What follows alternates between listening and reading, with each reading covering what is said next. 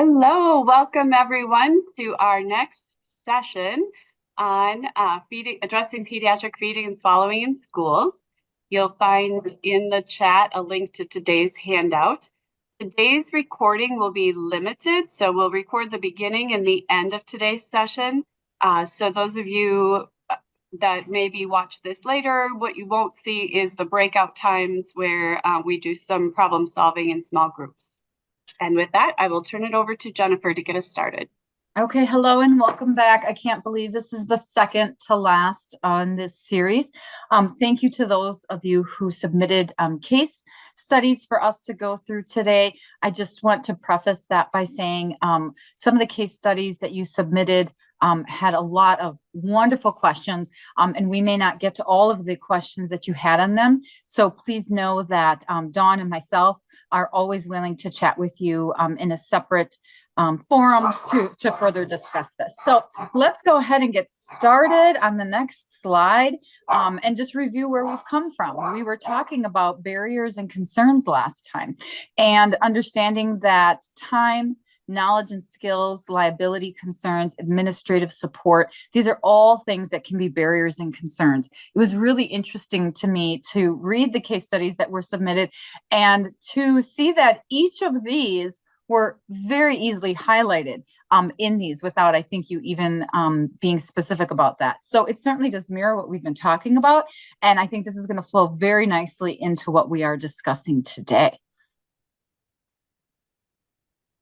All right, so let's go ahead and we're going to do a little bit of technological dancing here today. So Dawn is going to, I think, open something called the Padlet, and we are going to, at the same time, look at this case study. Dawn, while we're looking at this case study, will this case study still stay open for us to see, or will it go directly only to the Padlet for us? It's going to go to the Padlet. I'll let you talk about the case study, and then I'll show a slide of the Padlet example, and then we'll go right into it.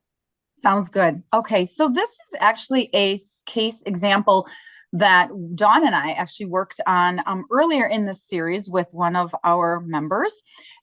In terms of the age and diagnosis of this child that we problem solved, this was a 3-year-old with Down syndrome who was under an IEP for significant developmental delay. This is a child who was participating in an intellectual disability, also ASD classroom, presented with very poor core strength and balance, fatigued easily, usually was seated in a Riften with a belt and a tray for their own safety and stability. They were very orally seeking and would bite very hard on objects and even their own hands. They did not feed themselves, and they did have reportedly a normal swallow study as an infant. In terms of feeding and swallowing concerns, the person who brought this forward said that there was a poor manipulation of foods and minimal chewing. This individual would lose food, and that there was coughing, true choking, and crying during meal times. As a matter of fact, those 2 choking instances led to calls to the medical teams and 911 due to true choking on both food and non-food items. In speaking with the doctor, the nurse at the school was helping to coordinate. This was really a very well put together team of professionals. The doctor, pediatrician, was recommending a soft diet and noted that there were some previous concerns for weight gain, but no concerns now, and there really was no need for any special formula or supplementation such as Pediasure. In terms of outside supports, this little one had OT and PT as an infant, did not participate in the Birth to 3 program, and currently had no outside therapies. It was noted that in school there were some supports in terms of the teacher, the nurse, therapist, and that they were working very cohesively to support them, to support this child to the best of their abilities. And that's really why they came to us, because they felt like they were very concerned about their abilities. So they said that they had some questions, and their questions were as follows. Can the school team make referrals for additional medical follow-up? Should the school provide a modified diet if medically necessary, and who leads this? Again, they were only working with a primary medical doctor. And what if this child does not have a medical diagnosis other than Down syndrome? They didn't have a true dysphagia diagnosis from anyone other than themselves. How do they keep them safe without modifications? So I'm just going to let you guys throw in the chat here. What are some of your thoughts very quickly on this case? And what would be some things that you would think in terms of problem solving for this little one? And then I'll tell you what we ended up talking with them about and doing.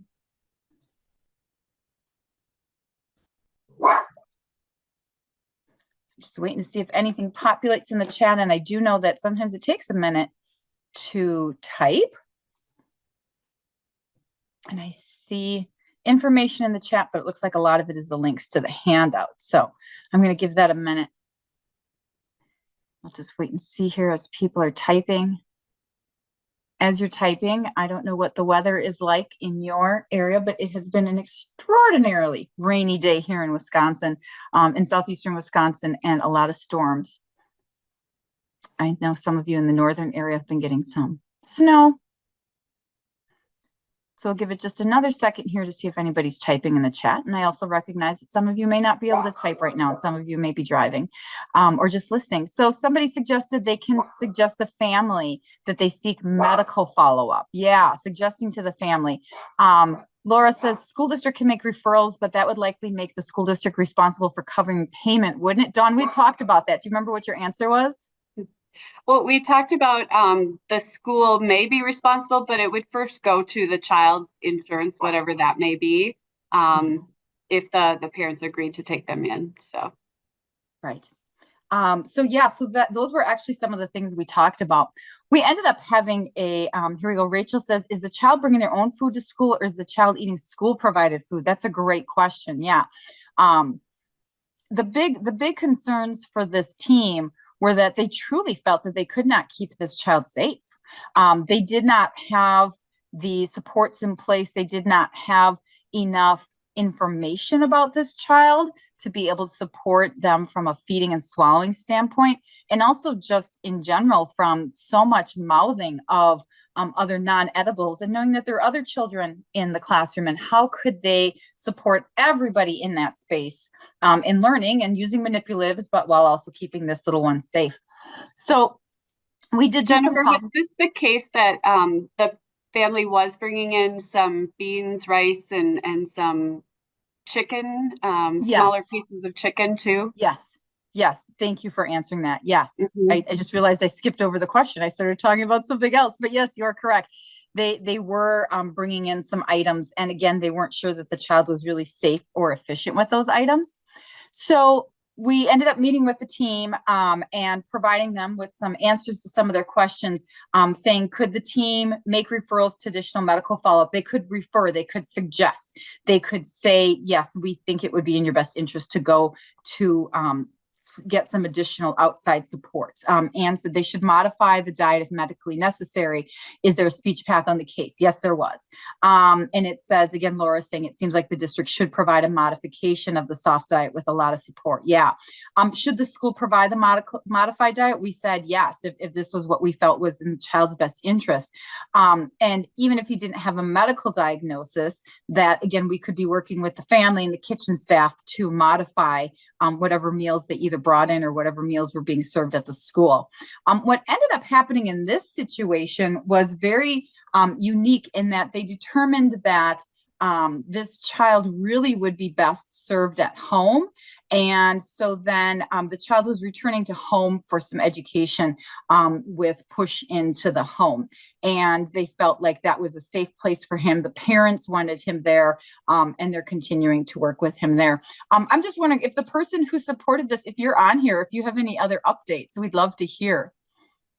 And I would add too that the placement at home, while it was a little more restrictive for this child, because of the advice of their legal team, that's what this district decided to do. But they did have a plan to return safely to school once they got the updated medical information. But because they had already called 911 twice for this student, they were really concerned about the safety of that child and the ability of the school to keep that child safe.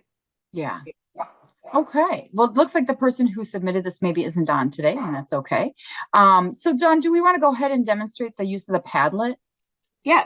So you are all going to get a case of your own today in small groups to work on.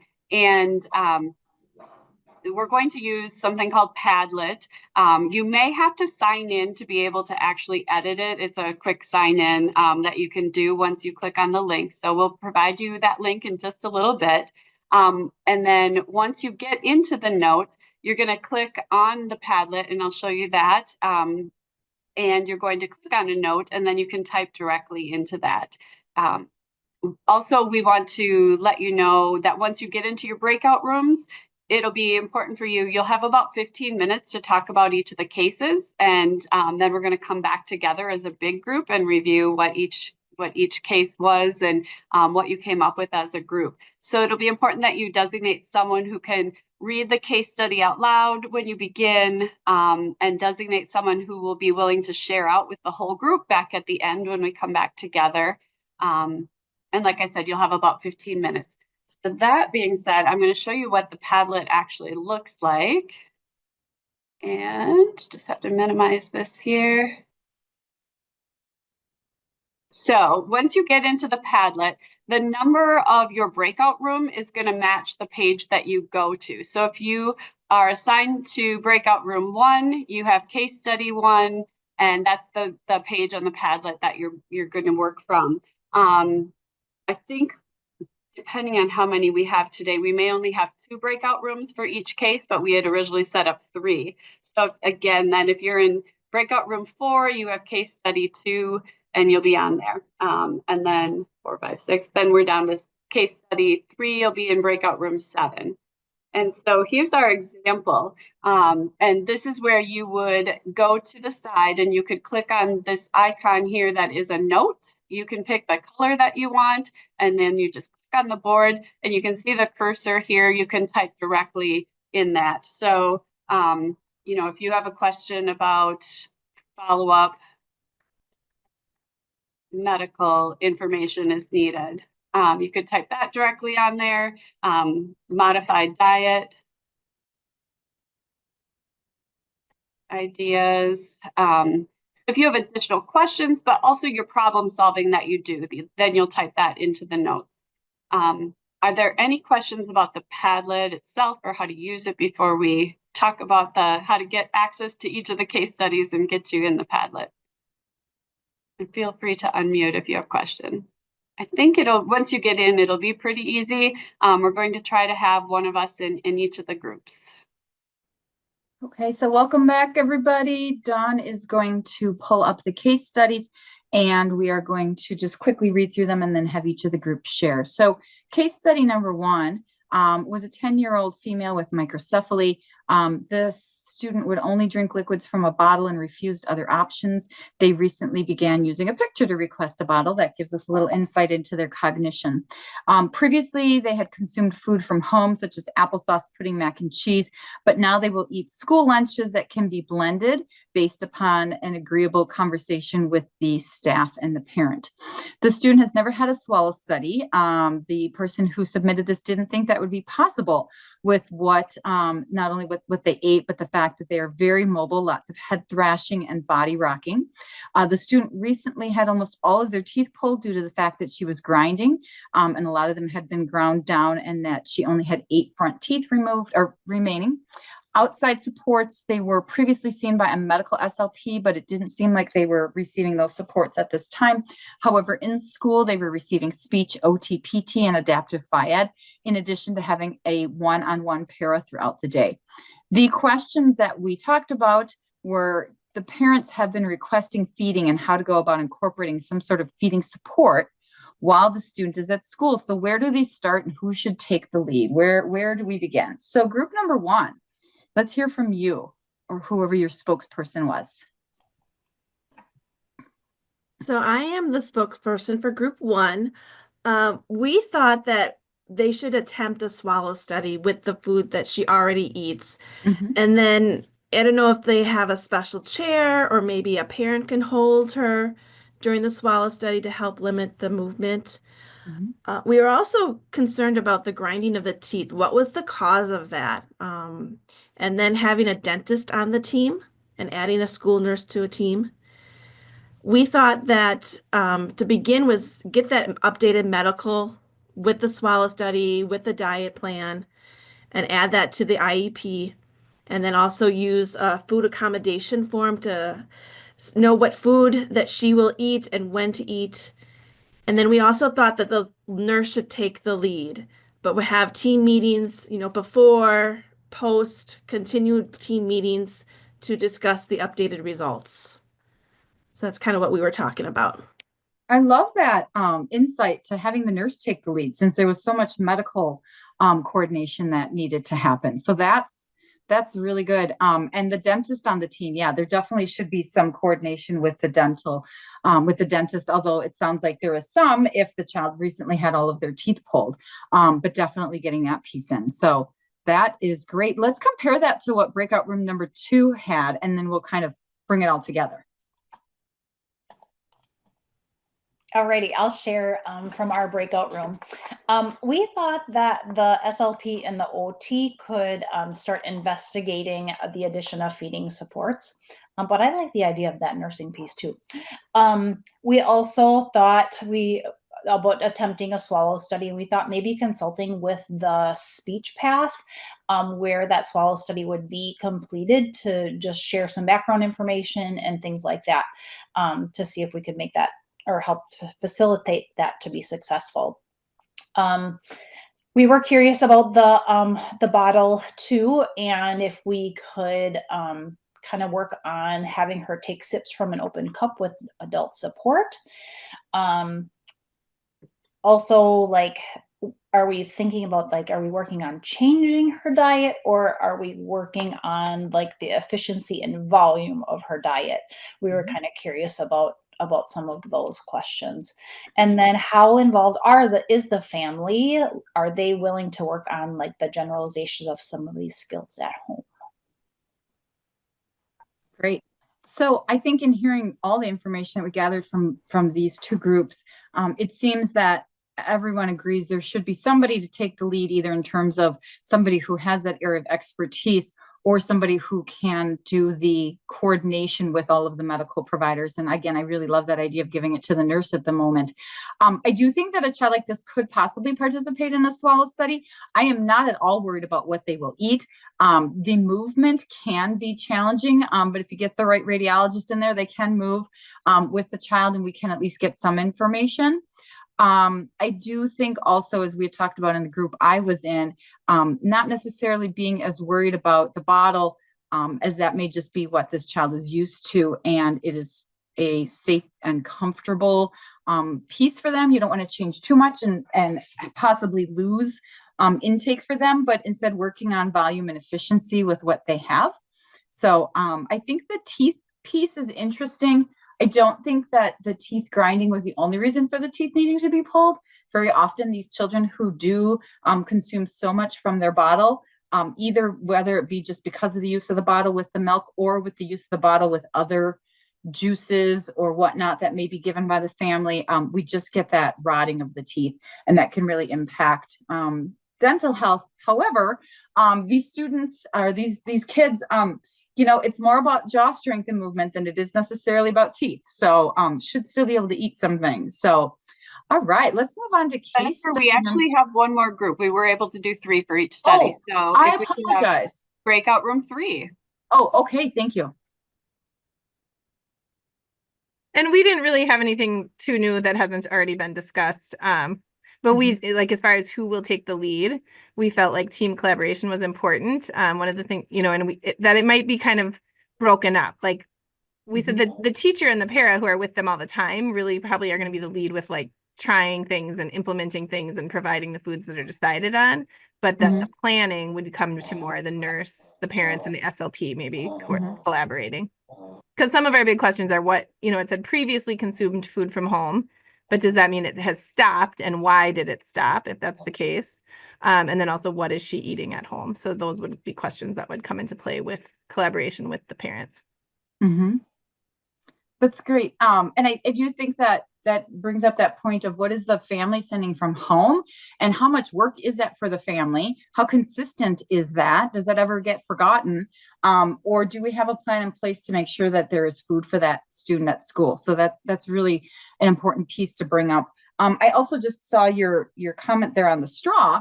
And so just a quick teaching piece with straws, it's often easier to teach them to suck in than it is to blow out. And so the trick is you bring the straw with some fluid to their mouth, you drop it in there, you bring the straw to them, you wait for them to close their lips, and then you let go, and then eventually they suck it out. So quick little tip and trick there, because sometimes if you teach blowing, that's all you ever get. But I loved where you were going with that. So okay, case study number 2 was a 7-year-old who was in the category of other health impairment, had a significant number of diagnoses due to different brain pieces, which I'll let you read there. I'll save the reading that for time purposes. They were nonverbal and confined to a wheelchair, and in the beginning stages of using eye gaze as a form of communication. They are able to bring food to their mouth, but needs adapted utensils, cups, and suction cup bowls. They need adult assistance to help with adequate bite size, preparing food consistency, as well as support with getting a cup to their mouth. They are able to bring silverware to the mouth very slowly on their own. They wear a bib that catches food, and most of the food does not get swallowed. So that's where the bib comes in, as the majority falls out of the student's mouth due to a lack of lip closure. A recent swallow study revealed safe oral pharyngeal swallow with expected oral efficiency issues. From the swallow study, the recommendations were that they can continue oral intake to include sips of liquid from the edge of the cup, small bites of soft and moist foods, and will continue to meet primary nutritional hydration and caloric needs by way of the G tube. But that they're also able to continue with oral intake as interested and for shared mealtime experiences. They receive outpatient speech and OT. The speech therapist that sees this child at the Marshfield Clinic reported that the student has feeding difficulties that were characterized by many of the things that they saw in the swallow study, which revealed those oral inefficiencies. And in school, they are getting a variety of supports. Now, they had 2 very big areas of questions related to documentation and diet consistency. So let's go ahead and look at the Padlets and see what individuals had to say about that.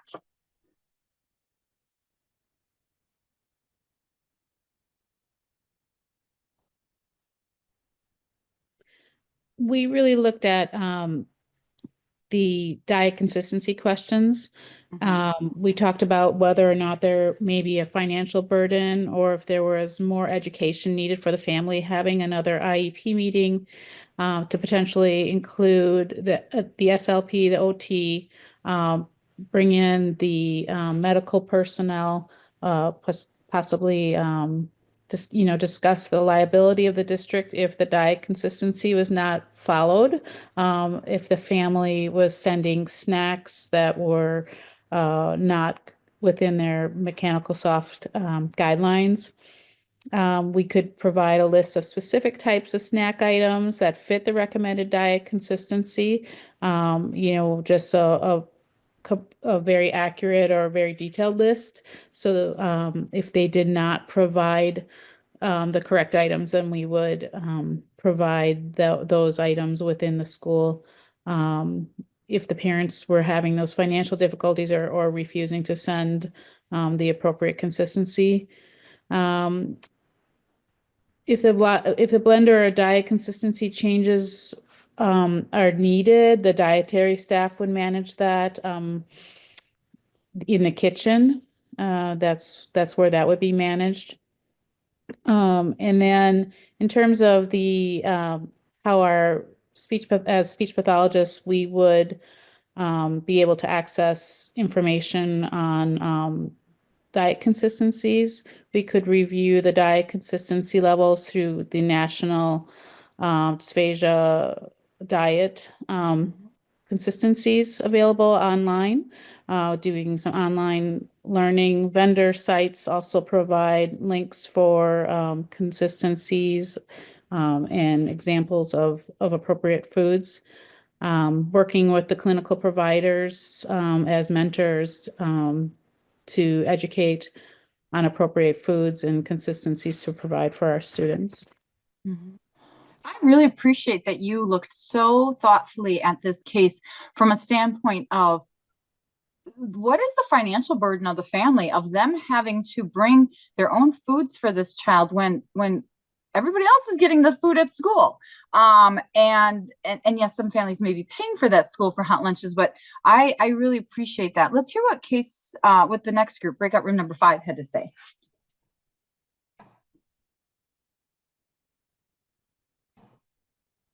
It looks like we're waiting for a presenter from group number 5. Sometimes it takes a second to find that unmute button. And if not, I can kind of start reading the Padlet here. Oh, do we have somebody? I'm wondering if April would want to talk about this. Thank you, Laura. Well, yes and no on that, because this is a study that I submitted, so I really didn't want to give too much information. And I was really more looking for feedback from others without additional insight from what I was already sharing. So I mean, I know exactly what we did do so far, and I can tell you that it's not a financial burden on the family. It's more of that's not the reason. It's just a lack of I don't know, maybe follow through as far from medical, because this is a family that will, give this child steak or things that are very unsafe. Obviously, if you're on a mechanical soft diet. So yeah, there was just a lot of different issues that we ran into. But we were able to work out a compromise as far as when it comes to lunch menu. I have reached out to outside therapists because I don't have that same kind of knowledge as a medical therapist would as far as a mechanical soft diet. And the safe dysphagia diet that someone previously had referenced, we do have that. We have a lot of different resources that we're using. It is tricky on my part though, because when you get to, I'm the one going through the lunch menu and saying, okay, yes, this is safe or this isn't safe. And there are things that I have not seen physically. So like when I look at like what, whatever they're calling it, it's not, if you haven't seen it, it's very hard to tell what that is. On the lunch menu, sometimes it'll say fresh fruit. I don't know exactly what they're offering that day. So I have disclaimer down on the bottom that like kind of gives examples of some things that may or may not be. And I think we've really come a long way within the last month or so. We did have an IEP and shared with parents the importance of the safety and explained to them that, they can do things differently at home and that's up to them. But our job is to keep him safe at school. And so we really have to follow that medical plan. And so by doing that, we're all educating. I've reached out to the outside SL about what those adaptive utensils look like and cups and bowls. And we've ordered those. Our district paid for those things so that he could have access to that at school. I've done a lot of observations of him while he's eating. And then also the OT has been part of that, where we've kind of divided it up where like the utensils, kind of she's working on those kinds of things, and I'm more making sure that the food that he's being offered is safe. And if there's any kind of strategies, like he does tip his head forward, which doesn't help without the lip closure. So just verbal cues like chin up, things that I can gather strategy wise that I can then share with the para who is doing the feeding. So I have a reminder in my calendar that every month I have to get the lunch menu and then go through it. And then I also have some support from the nurse because, if I'm not sure on something. So I feel like I have a lot of resources, and I did reach out to the parent about snacks because this child's in 2nd grade. And so for snack time in this class particularly, they will have a day where students are assigned a snack. And so some days there are things that this child can have. And then other days there's not. And the teacher was providing that out of her own pocket, which was very thoughtful of her, but can get expensive. And so we just talked to the parent and said, if there's things that you can have on hand for days when there are snacks here that are not safe for him to have, would you mind, just having a stash here? And if they would have said no, I think our district would have provided that. And because his food is not his primary source of nutrition, I was told we were not obligated to have to parade things. It's kind of like what's on the menu that is already there, because it's more, it takes him forever to eat. And so it's more of that social experience that he's getting, and then the sensory experience of the foods and that kind of thing. And I love, April, I'm so sorry, I'm going to interrupt you, just because you're giving us so much good information, and I do want to make sure we get to the other case. Yeah, I'm sorry. No, that's okay. This is really good. But I just want to be respectful of everybody's time. But I think you hit upon a really good point, which is, again, you're not a medical provider. Right. You are carrying over what needs to be done to keep this child safe in school. And again, this is a child who has a feeding tube. He does have a way to get his nutrition. This is for pleasure. This is for participation in meal times. It looks like here, breakout room 6, that you said a number of the same things that we've already been talking about. So that is really good to see us all coming together as far as all the things about making sure we're putting present levels in the IEP, training the staff documented in program modifications, having that blender. And then if the family is refusing to comply with documents with diet recommendations, discussing with the outside medical team. So this is really good. Dawn, let's look at the last case study here so we can get it in before we wrap up. I obviously was rambling. Okay, no, that's okay, April. It was really good information. So Okay. case study number 3 is a 10-year-old student who has a diagnosis of autism, is non-speaking, and has significant intellectual disability, lives in a bilingual family in which the dad is very willing to assist in any way and communicates with the team. They also have a speech generating device. This child eats less than 10 different foods, however, will eat some foods with consistency at home. And there are a list of his specific foods. He did begin some summer outside support school, outside therapy, and worked up to interactions in the food. We see this in therapy a lot, where you're just trying to interact with the food, but then regressed around the holidays. They've provided the family with a lot of education here, it looks like, and special ed has really been trying to change the environment in which he eats lunch. This was such a great example of location change. So they had the child in the cafeteria, but that was too much sensory overload. So then they moved the child to a kitchen, but that was also a kitchen where other individuals were getting food prepared. And so that was too distracting. So now they're kind of back to where they were at the beginning. But we know that the student is very rigid. So the question was, what is this person's role? Are there things that need to be implemented into the IEP to help the student further? And they looks like they were having some teaming issues with their special ed teacher. So let's hear from one of the groups on the Padlet what they had to say. Breakout room number 7. So we didn't have anybody. We had a nutrition person, we had an OT, and we had a school nurse on our team. So we had no SLP. So a little bit different. And also the Padlet was not working for us. So it looks kind of crazy, but really we didn't come up with any of the solutions. We did recognize that the big conversation that we've been having this whole time is how to collaborate and work as a team.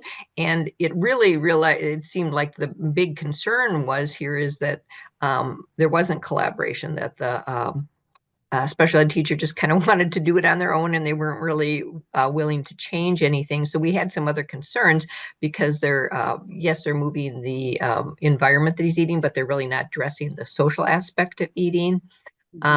Did think about in this case too, that the school district should be supplying the foods, particularly not knowing if family would have the resources. We didn't know if the student is actually eating any of the food that they're getting, so if that would kind of be an issue. Again, thought about that this special ed teacher seems to think that they're doing just fine and that they're the person doing this, but again, realize that if this special ed teacher was absent, they really don't have anybody else who would be working with the student or would have the knowledge to work with this student, or that the student would feel comfortable. And so really the main issue is there again was how to get the collaborate, but we didn't really come up with any solutions about how to get that special ed teacher to collaborate. So the other groups, I'm hoping you did. Okay, let's hear from breakout room number 8. I'm a little short on time. I'm going to be leaving soon, but I can just jump in maybe and speak for some of our group members. Couple of questions on the left. Do we know if the family members at home eat a variety of foods, as for some modeling for variety? And really, are there health concerns or risks, or is this just kind of about food preferences? So are we concerned about swallowing issues, or is it just, gosh, we'd like them to eat more? Because maybe what we think is a problem isn't a significant problem if they're doing well nutritionally and they're thriving. Looking, you're talking about the social issues or concerns. That goal would be to transition them slowly to eating with others, and that might be bringing people into the room with them. This student may also not want others with them. Certainly looking at a consistent location, that's important, that fits what the student needs. And yes, an SLP and an OT should absolutely be involved and could collaborate to look at the, sensory needs, aversion, setup, et cetera. Perfect. So we struggled with Padlet a little too. We maybe would have gotten further, but. Yeah, that's the $1 million question, right? Okay, and breakout room number 9. Yeah, so I'll talk a little bit about this one. This is very similar to the actual situation that I have dealt with this year. So the first thing that we kind of looked at was we want them to be participating in the mealtime routine. So we're hoping that that's kind of what the expectation would be. So what we have been doing here is that we have a small eating group, and they go through the lunch line and they fill out their food tray, and then for the first 15 minutes, they explore that tray and that food, whether that's touching, smelling, poking with their utensils, scooping, pushing it off, whatever. Very light and keep it fun and that type of thing. And then after that initial 15 minutes is over, then they're given their full half-hour lunch period to eat that meal that the parents had sent without further adult demands. So they're kind of getting both expectations. It's been going really, really well. The other thing that we thought was that it's really important to have staff carryover and buy-in. So I guess it would matter if you have support staff that would help this extra SPED teacher, so that if they're not always there, somebody else can follow through. So in our case, we do have an eating plan, which is what this should look like and what the expectations are, especially for not forcing, not pushing too much, that type of thing, because we want kids to feel safe at all times with all these different foods and textures and smells and consistencies and that type of thing. But then once those practice sessions were kind of consistent and carried over, then I've been able to kind of back off, and then I just kind of monitor once in a while so that participation is continued. Beautiful ideas there as far as getting inclusion and participation, but making it that it was a safe journey for that student. So I think our takeaways here are simply that this type of problem solving is so important, and we need to continue doing so, and reaching out to our colleagues, reaching out to other districts, reaching out to myself and Dawn. We're always just, an email away. So I think that this was really very useful information. I think the other thing we want to remind you about, speaking of useful information for us is our survey. And we have an end of PFD series survey that we would love for you to take. So there's the QR code. We also have the link there, which will be in the handouts. And then just a reminder that we have one more session to go. It is absolutely crazy to me that this is wrapping up. I was saying to Dawn when we were online earlier that I am honestly disappointed this is ending, because I feel like there's more to do, and we were talking about ways to figure out how to make that happen. So let's get together one more time in May. Holy smokes, it's going to be May. And that session will also not be recorded. I did talk to Dawn a little bit about some more things we can review, but also just some more information that people seem to want. And then just to have an open forum where we can talk, problem solve, because again, our takeaway from today is this is what's important, bringing our heads together. So thank you everybody for being here. Thank you for going a little bit over time, but I think it was really worthwhile, and hope you all have a wonderful rest of your evening.